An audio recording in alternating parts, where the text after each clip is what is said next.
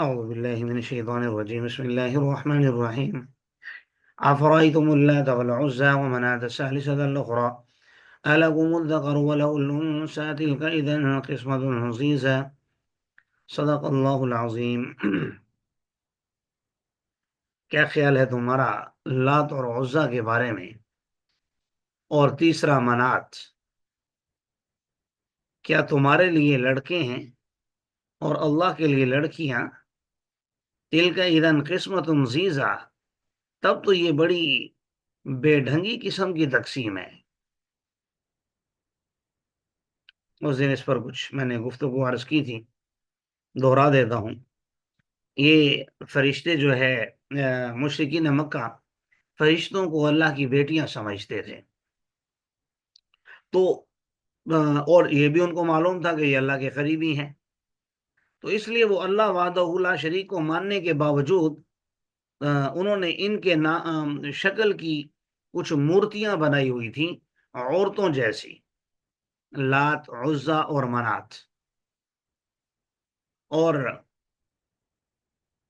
یہ کہا کرتے تھے کہ یہ اللہ تعالیٰ کی بیٹیاں ہیں، اللہ کے قریبی ہیں، لہٰذا ہم ان کو اگر راضی کریں گے تو اللہ ہم سے راضی ہوگا۔ یہ ان کی ایک سوچ تھی۔ قرآن نے اس پر بڑی شد و مت سے رد بھی کیا ہے اور اس مسئلے کو کھول کر امت کو سمجھایا بھی ہے کہ اللہ کو راضی کرنے کے لیے کسی تیسرے کی ضرورت نہیں ہے، اور وہ پھر بالخصوص یہ بے جان بت، اور پھر اپنی طرف سے گھڑے ہوئے بت، اور پھر ان کو اللہ تبارک و تعالیٰ کے سامنے سفارشی ماننا۔ بھئی تمہارے پاس رب کا قرآن موجود ہے، محمد رسول اللہ صلی اللہ علیہ وسلم تشریف لے آئے ہیں، اور انہوں نے سب کچھ کھل کر آپ کو بتا دیا ہے کہ کون آپ کی سفارش کر سکے گا اور کون نہیں کر سکے گا، کیا معاملات ہوں گے۔ تو دیکھنا چاہیے اس کو اور سمجھنا چاہیے۔ اچھا، اس کے ساتھ ساتھ اللہ تعالیٰ نے ایک شکوہ بھی کیا ساتھ، وہ شکوہ یہ کیا کہ أَلَكُمُ الذَّكَرُ وَلَهُ الْأُنثَى، کہ چلو تم اگر اللہ کے کھاتے میں ڈالنا ہی چاہتے ہو کہ اللہ کی اولاد ہے، تو جو تم اپنے لیے پسند کرتے ہو کہ بیٹے ہمارے بیٹے ہونے چاہیے، بیٹیوں کو تم اپنے لیے عیب سمجھتے ہو، زندہ درگور کرتے ہو، اچھا نہیں سمجھتے ہو، نہیں مانگتے ہو، نہیں پیدا ہونے دیتے ہو، تو پھر تم اللہ کے کھاتے میں کیوں بیٹیاں ڈال رہے ہو؟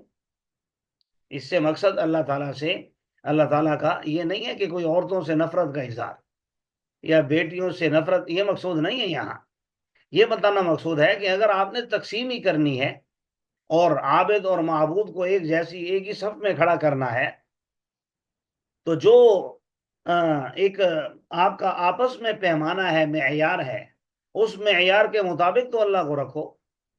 اللہ کے لیے وہ چیز پسند کرتے ہو جو اپنے لیے ناپسند کرتے ہو، اور اپنے لیے وہ چیز پسند کرتے ہو جو اللہ کے لیے تم پسند نہیں کرتے ہو۔ اس لیے کہا تلک اذا قسمۃ ضیزہ، یہ تو بڑی بے ڈھنگی قسم کی تقسیم ہوگی۔ اب آگے مسئلے کو واضح کیا، ان ہی الا اسماء سمیتموہا، یہ نہیں ہے مگر چند نام جن کو تم نے اور تمہارے آباء و اجداد نے رکھ دیا ہے، ما انزل اللہ بہا من سلطان، اللہ نے اس بارے میں کوئی دلیل نازل نہیں کی ہے۔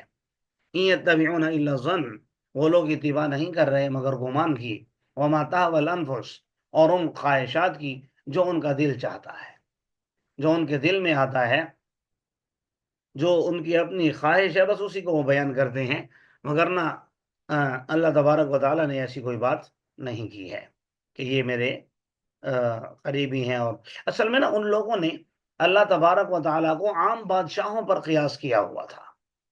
وہ یہ سمجھتے تھے کہ جیسے عام بادشاہ پوری سلطنت نہیں چلا سکتا، اسے وزیر، مشیر اور چپڑاسی اور سیکورٹی اور فلاں فلاں سارے لوگ چاہیے اس کی مدد کے لیے، تو ایسے ہی نظام عالم کو چلانے کے لیے اسے فرشتے چاہیے۔ اچھا، پھر انہوں نے سنا ہوا بھی تھا اہل کتاب سے کہ فلاں فرشتہ بارش برساتا ہے، فلاں فرشتہ جو ہے رزق دیتا ہے، فلاں فرشتے کی یہ ڈیوٹی ہے، فلاں فرشتہ موت پر تعین۔ تو اس سے انہوں نے یہ پھر اپنے اس خیال کو اور یقین میں تبدیل کر دیا کہ جیسا ہم سوچتے ہیں ہے ہی ویسا۔ ہم تو چلو لا مذہب ہیں، جو اہل کتاب ہیں جن کے پاس آسمانی مذہب ہے وہ بھی یہی بتا رہے ہیں کہ اللہ یہ سب کچھ نہیں کرتا، بلکہ جو اس کے مخصوص فرشتے ہیں کاموں پر تعینات وہ یہ سب کرتے ہیں۔ تو اس سے ان کو غلط فہمی ہو گئی، حالانکہ بات کوئی اتنی مشکل نہیں تھی، لیکن چونکہ وہ اپنے آباء و اجداد سے یہی سنتے چلے آئے تو اسی پر انہوں نے یقین کر لیا۔ یہ بات ہے اصل میں۔ جب میں اب مثال کے طور پر کسی کو آپ میں سے کام کہتا ہوں، بھائی آپ یہ کام کر دیں، آپ فلاں کا یہ کام کر دیں، فلاں کو آپ جانتے ہی نہیں ہیں، تو ظاہر ہے فلاں مجھے جانتا ہے تو آپ نے وہ کام کر بھی دیا تو نام تو اس میں میرا ہی ہوگا کہ بھئی اس نے یہ کام کیا ہے۔ یا اس سے میں آگے واضح تھوڑی مثال دیتا ہوں، جیسے حکومتیں کام کرتی ہیں اور ہم لوگ بھی بے وقوف بن جاتے ہیں کہ ہماری سڑک انہوں نے بنا دی، ہماری نالی سیدھی کر دی۔ بس آج کل کی عوام تو انہی چیزوں پر خوش ہے نا، کہ جو بھی ہمارے علاقے کا بڑا ہے ہماری گلی سیدھی کر دے بس۔ اللہ اکبر، یہ ہماری سوچ بن گئی ہے۔ بہرحال تو اب گلی تو اس نے سیدھی نہیں کی، اس نے تو صرف آرڈر دیا تھا، کرنے والے تو مزدور مستری تھے، کرنے والے تو اور لوگ تھے، ٹھیکیدار تھا، بلکہ ٹھیکیدار نے بھی لوگوں سے کروایا، لیکن نسبت اس کی طرف کی جاتی ہے۔ اس کی وجہ یہی ہے کہ آرڈر دینے والا وہ ہے۔ تو بارش برسانے پر ٹھیک ہے حضرت میکائیل علیہ السلام ہوں گے، موت دینے پر حضرت اسرائیل علیہ السلام ہوں گے، وحی لانے پر حضرت جبرائیل علیہ السلام ہوں گے، لیکن ہم یہ نہیں کہیں گے کہ قرآن حضرت جبرائیل علیہ السلام نے نازل کیا۔ قرآن بار بار کہہ رہا ہے اللہ نے نازل کیا، اور بارش اللہ نے اتاری، موت اللہ نے دی، کوئی بھی ان فرشتوں کی طرف نسبت نہیں کرتا۔ بہرحال وَلَقَدْ جَاءَهُم مِّن رَّبِّهِمُ الْهُدَىٰ، اور ان کے پاس ان کے رب کی طرف سے ہدایت بھی آ چکی ہے۔ أَمْ لِلْإِنسَانِ مَا تَمَنَّىٰ، کیا انسان کے لیے وہی ہے جو وہ تمنا کرتا ہے؟ بھئی ایسا تو نہیں ہو سکتا نا کہ انسان جو چاہے وہی اس کو مل جائے، اور ان کی جیسی یہ چاہت ہے کہ ہم نے یہ جو بت بنائے ہوئے ہیں یہ ہماری قیامت کے دن سفارش کریں گے، تو جو انہوں نے سوچا ایسا ہی ہو، ایسا تو نہیں ہے۔ ہوگا تو وہ جس کے قبضہ قدرت میں فَلِلَّهِ الْآخِرَةُ وَالْأُولَىٰ، دنیا بھی ہے اور آخرت بھی ہے۔ تو وَمَا تَشَاءُونَ إِلَّا أَن يَشَاءَ اللَّهُ، تم چاہ نہیں سکتے مگر وہی جو اللہ چاہے۔ تو ہماری تو چاہتیں بھی اللہ کے قبضہ قدرت میں ہیں۔ وَكَم مِّن مَلَكٍ فِي السَّمَاوَاتِ لَا تُغْنِي شَفَاعَتُهُمْ شَيْئًا، اور کتنے فرشتے ہیں آسمانوں میں کہ نہیں صرف ان کی سفارش کسی کو کچھ نفع دے دی مگر بعد اس کے کہ اللہ اجازت دے۔ لِمَن يَشَاءُ وَيَرْضَىٰ، اور اللہ اجازت بھی اس کے لیے دیتا ہے جس کے لیے وہ چاہتا ہے اور جس کے لیے وہ پسند کرتا ہے۔ یقیناً وہ لوگ جو آخرت پر ایمان نہیں رکھتے وہ فرشتوں کے تسمیۃ الانثیٰ، عورتوں جیسے نام رکھتے ہیں۔ وہی بات جو میں نے اوپر عرض کی، وما لهم به من علم، ان کو اس بارے میں کوئی علم نہیں ہے۔ ان یتبعون الا الظن، نہیں اتباع کر رہے وہ مگر گمان کی، اور گمان حق کے مقابلے میں کسی چیز کا نفع نہیں دیتا۔ وان الظن لا یغنی من الحق شیئا، اور گمان حق کے مقابلے میں کچھ بھی نفع نہیں دیتا۔ فاعرض عمن تولی، آپ اعراض کیجیے اس شخص سے جو منہ موڑتا ہے ہمارے ذکر سے، یعنی اس کی پرواہ نہ کیجیے۔ اس میں ہمیں خاص کر جو مبلغین ہیں، علماء ہیں، صلحاء ہیں، لوگوں کو نیکی کی طرف دعوت دینے والے ہیں، ان کے لیے پیغام بھی ہے کہ بھئی دین پر لانے کے لیے کسی کے پیچھے لٹھ لے کر نہیں پڑنا۔ بھئی آپ نے زکوٰۃ نکالنی ہی نکالنی ہے، آپ نے نماز پڑھنی ہی پڑھنی ہے، آپ نے فلاں کرنا ہی کرنا ہے۔ بھئی آپ نے کہہ دیا وما علینا الا البلاغ المبین، آپ کی ذمہ داری پوری ہو گئی، اب آگے اس کا کام ہے وہ کرے یا نہ کرے۔ وَلَمْ يُرِدْ إِلَّا الْحَيَاةَ الدُّنْيَا، اور نہیں ارادہ کر رہے وہ مگر دنیاوی زندگی کا۔ یہاں بتا دیا کہ آخرت سے اعراض کی وجوہات میں سے ایک بڑی وجہ دنیا کے پیچھے بھاگنا ہے۔ اگر جائز حد تک ہو، ضروریات کی حد تک ہو، وہ منع نہیں ہے، حلال طریقے سے ہو، شریعت کے دائرے میں ہو، وہ تو پسندیدہ عمل ہے. تمام انبیاء نے مختلف کام کیے ہیں. نبی کریم صلی اللہ علیہ وسلم نے بھی چند دراہم پر بکریاں چرائی ہیں، تو اس میں کوئی مسئلہ نہیں ہے. حضرت داؤد علیہ السلام کے بارے میں آپ پڑھ چکے. آپ زرہ بنایا کرتے تھے، لیکن مقصد دنیا نہ ہو. اگر مقصد دنیا ہے تو پھر آخرت تو گئی. دنیا میں بھی انسان بسا اوقات رسوائیاں اٹھاتا ہے، اور اگر آپ کا مقصد آخرت ہے تو دنیا بھی اللہ تبارک و تعالی آسان فرما دیتے ہیں. بڑے بڑے مسئلے آپ کے حل ہو جاتے ہیں. ذالک مبلغہم من العلم، یہیں تک پہنچی ان کی سمجھ، ان کا علم، ان کی انتہا. یعنی ان کو یہی ٹھیک لگا کہ ہم اپنی دنیا سنوار لیں، تو سنوارنے دیں. ان ربک هو اعلم بمن ضل عن سبیلہ، یقیناً آپ کا رب زیادہ جانتا ہے اسے جو اس کے راستے سے گمراہ ہوا، اور وہ زیادہ جانتا ہے ان لوگوں کو بھی، اس شخص کو بھی. یعنی مراد تو لوگ ہی ہیں جتنے بھی ہدایت یافتہ ہیں. کون متقی پرہیزگار ہے اور کون نہیں ہے، اللہ سب کو جانتا ہے. اللہ ہی کے لیے وہ سب کچھ ہے، جو کچھ آسمانوں میں ہے، جو کچھ زمین میں ہے، تاکہ بدلہ دے ان لوگوں کو جنہوں نے برائیاں کی، ان اعمال کا جو انہوں نے کیے، اور بدلہ دے ان لوگوں کو جنہوں نے اچھائیاں کی. اچھا، بالحسنہ، حسنہ کا اطلاق جنت پر بھی ہوتا ہے. الذین یجتنبون کبائر الاسم والفواحش الا اللمم، وہ لوگ جو اچھائیاں کرنے والے کون ہیں، اس کی ایک صفت بیان کی ہے. وہ لوگ جو کبائر سے بچنے کا اہتمام کرتے ہیں، بڑے بڑے گناہوں سے اور فحاشی کے کاموں سے بچنے کا اہتمام کرتے ہیں. الا اللمم، مگر چھوٹے چھوٹے گناہ، یعنی کبھی کبھی ان سے صغیرہ گناہ ہو جاتے ہیں، تو چلیں، اللہ تبارک و تعالی معاف کرنے والا ہے، تو کوئی مسئلہ نہیں ہے. وہ پھر وضو کرنے سے معاف ہو جاتے ہیں، نماز پڑھنے سے معاف ہو جاتے ہیں، مختلف اذکار سے معاف ہو جاتے ہیں. یقیناً آپ کا رب بہت زیادہ وسیع مغفرت والا ہے، اور وہ زیادہ جانتا ہے تمہیں جب تم زمین میں تھے، یعنی ابھی پیدا ہی نہیں ہوئے تھے، مٹی کی کسی شکل میں موجود تھے، تو اللہ اس وقت بھی تمہیں جانتا تھا.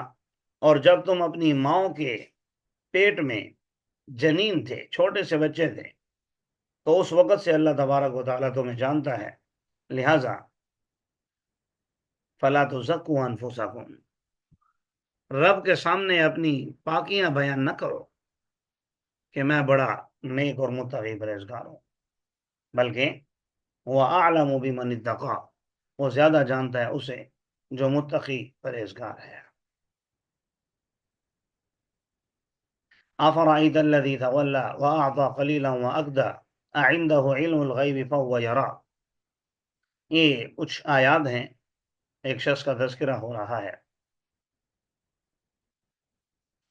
بعض مفسرین نے لکھا ہے کہ ایک کافر شخص نے قرآن پاک کی کچھ آیات سنی تو اسلام کی طرف وہ مائل ہوا کہ مجھے اسلام اختیار کرنا چاہیے. تو اس کے ایک دوست نے کہا کہ یہ کیسے ہو سکتا ہے کہ آپ اپنے باپ دادا کے دین کو چھوڑ دو. تو اس نے یہ بھی کہا کہ بھائی میں آخرت کے عذاب سے ڈرتا ہوں، اس لیے چھوڑنا چاہتا ہوں. تو اس نے اسے تسلی دی کہ کوئی بات نہیں، اگر آخرت میں عذاب ہوا تو میں تمہارے حصے کا جھیل لوں گا.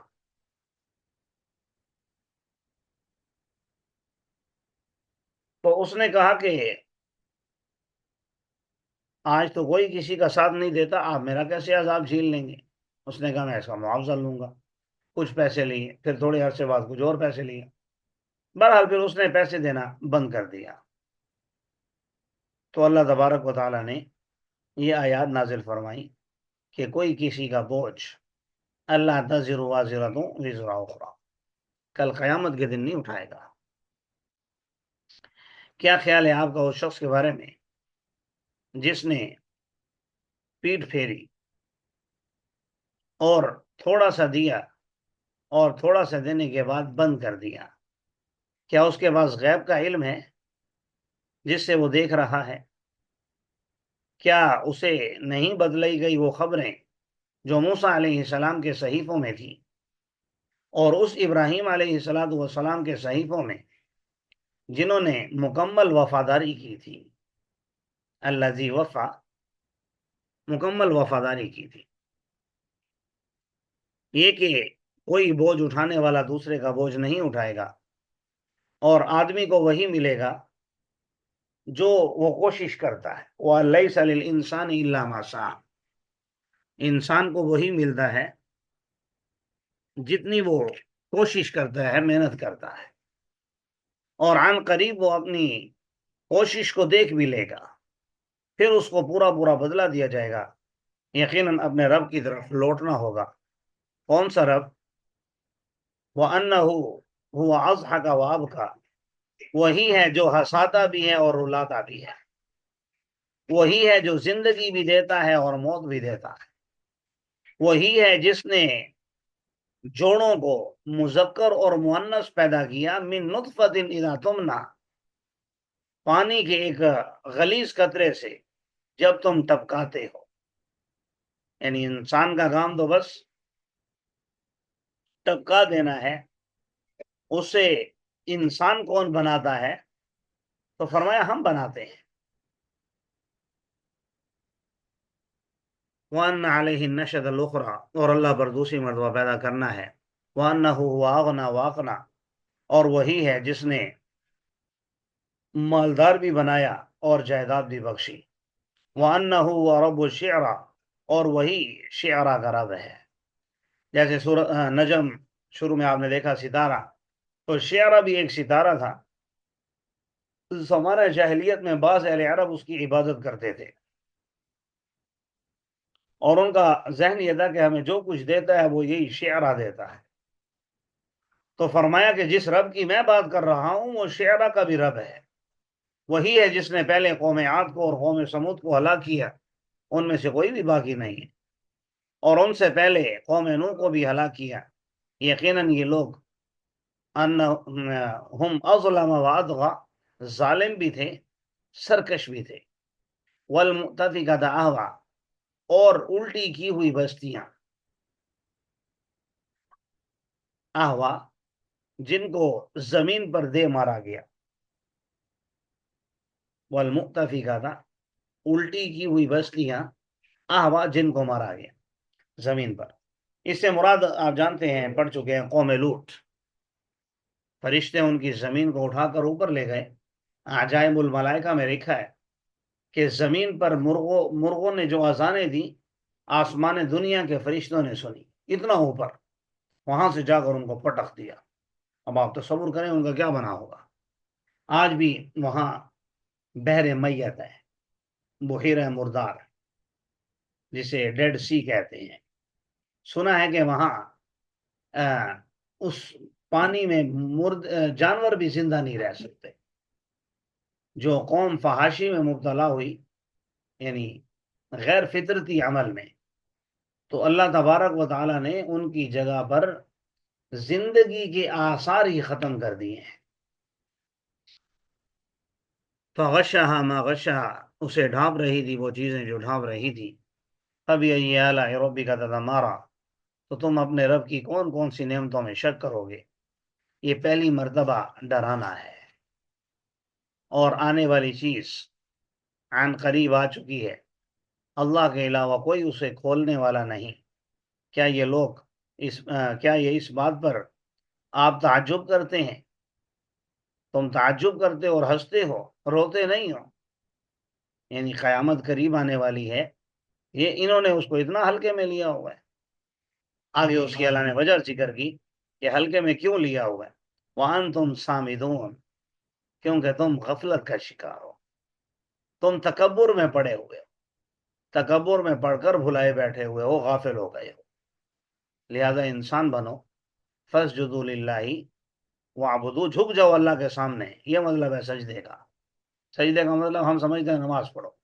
نہیں، نماز نہیں، جہاں رب کا حکم سامنے آ جائے جھک جاؤ، بس ختم ہو گئی بات. اور اللہ کی عبادت میں لگ جاؤ۔ اللہ ہم سب کو عمل کرنے کی توفیق عطا فرمائے۔